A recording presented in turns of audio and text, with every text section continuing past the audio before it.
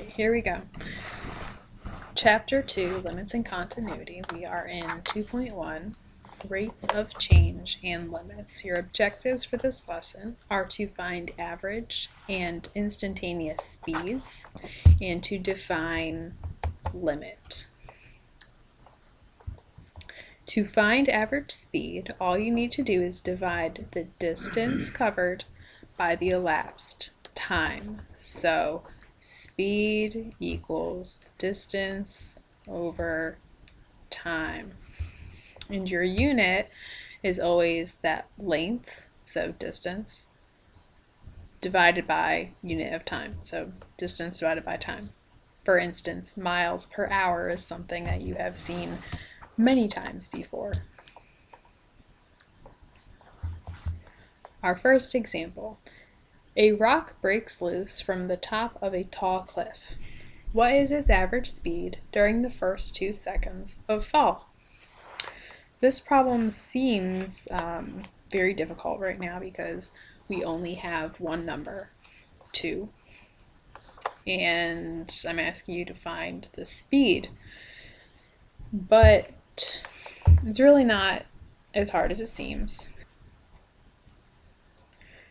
We're going to use this formula to help us solve the problem, that is y equals 16 t squared feet. And this formula comes from physics. So this is the distance that an object in free fall will fall when air resistance does not matter. The 16 is half of the gravitational constant, 32, when you're using feet instead of meters. So again, you would see that in a physics class. So we've already established that speed is change in distance over change in time. Those triangles are delta. Remember, delta means change. So our distance is y, so delta y, over time is t, so delta t. And let's use this equation now. Substitute, so we only have one variable. 16, our endpoint is at 2, so plug in that 2, squared, minus, we started at t equals 0, so plug in a 0 here, all over, change in time is 2, stop point, minus 0, your start point. Now we're going to simplify. So we have 16 times 4, which is 64, minus, this is going to be 0, because anything times 0 is 0, over 2. Minus 0 goes away, and 64 over 2 is simply 32. And our unit, remember we had feet for distance and seconds for our time. So our average speed is 32 feet per second. Example 2. Find the speed of the rock from example 1 at the instant t equals 2. This is a little bit more challenging than the first example, mostly because if we try to use delta y divided by delta t, we're looking at an instant. So in an instant there is no change in time, so we really have delta y over 0, which you cannot do. You cannot and will not divide by 0. So we need a different approach. Let's try calculating this based on the time 2 plus h, which is a time slightly later than t equals 2. And when I say slightly, I mean the very, very least amount of time, or than t equals 2. So you're adding the smallest possible increment that you can to 2.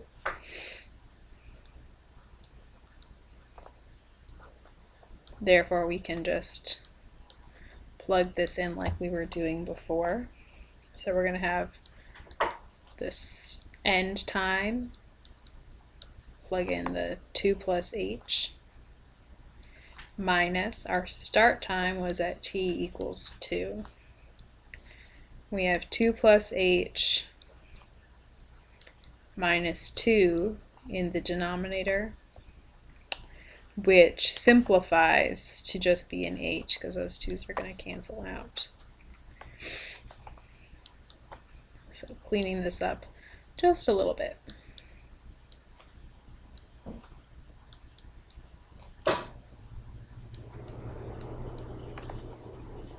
Okay. And from here, you could plug this right into your calculator. Of course, remember your parentheses on top, and you're using x's instead of h.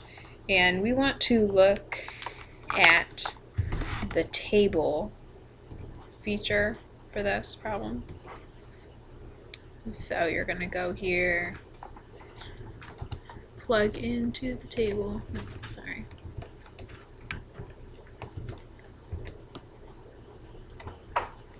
All right. So we can do, let's do table set, and I want to input my own values. So let's go to the table, and you see it's completely blank. That is what I want. And let's see what happens when I plug in 1 for x. So if it's 1 second at t equals 3, really, then our y, our speed, is 80. So at h is 1, you're going to have 80 for your speed. Let's try something a little bit smaller because 1 is pretty big. Okay, so if I plug in 0.1, that is a tenth of a second, we get 65.6 for the speed, 65.6 feet per second. That is a huge drop down. So I want to see what happens when I continue to plug in smaller values. So I'm just going to add in 1 0 in front of that 1, so 0.01. And I can see y getting smaller. So let's put in a few more of these. I'm just going to keep putting zeros in front of the 1. So this was four zeros in front of it. So 0.00001. And I got 64 there.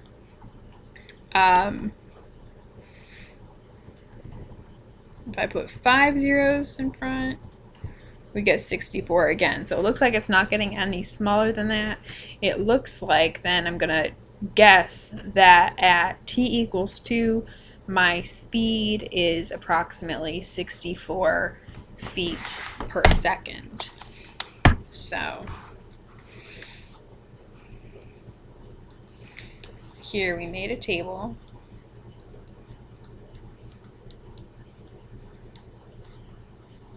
And we're going to say delta y over delta t is 64 feet per second. Okay. And we can actually confirm this algebraically. So that was kind of a guess, but we want to know for sure. So we're going to work out this equation and simplify it. So we have delta y over delta t equals 16 2 plus h squared minus 16 times 2 squared over, we said that simplify to an h. Okay, so you need to expand this binomial out if you do not know how a perfect square multiplies. If you do, then use your shortcut. So we're going to have 4 plus 4h plus h squared minus 16 times 4 is 64 over h. Distribute your 16, so we have 64 plus 64h plus 16h squared minus 64 over h. These 64's cancel, and you see the common factor of an h here, so those all cancel. And we are left with 64 plus 16h. But h, we don't really want to see an h there. We would like a nice number. What you need to do is plug in a 0 for h. The reason for that is, remember, h is the smallest increment of time possible, greater than 2, and the smallest number to add to 2 would be 0. That would be the smallest change. So if we have 64 plus 16 times 0, we really just have 64 feet per second, which is what we hypothesized that time would be. Or not time, sorry, that speed would be. So that is pretty good. We did a good job with the table and guessing there. So what we're getting to is the idea of the limit, and a calculator, so a table on the calculator or a graph on the calculator, can suggest a limit to you, but if you want to confirm the limit, then you need calculus to do that, and that is what we will be doing.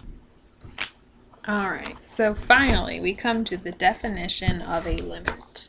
This is the technical definition. It says, let C and L be real numbers. The function f has limit L as x approaches C if, given any positive number epsilon, there is a positive number delta such that for all x, 0 is less than the absolute value of x minus C is less than delta, and that implies that f of x minus L, absolute value of that, is less than epsilon. So this is a little graph for you showing where C and L would be located. This is f of x. And really though, what this all means, this is the important part, the limit of f of x as x approaches C equals L. So what you saw in that last example would be a good example of a limit. The limit as, not x, sorry, the limit as h approaches 0 of 64 plus 16h is equal to 64. So this again was example 2. And if you remember from pre-calculus, or you just saw with the table in example 2, the idea of the limit is that you are approaching a y value as you approach an x value. So it is the y value that you approach as you approach an x, or here an h value. And that wraps up part 1 of 2.1.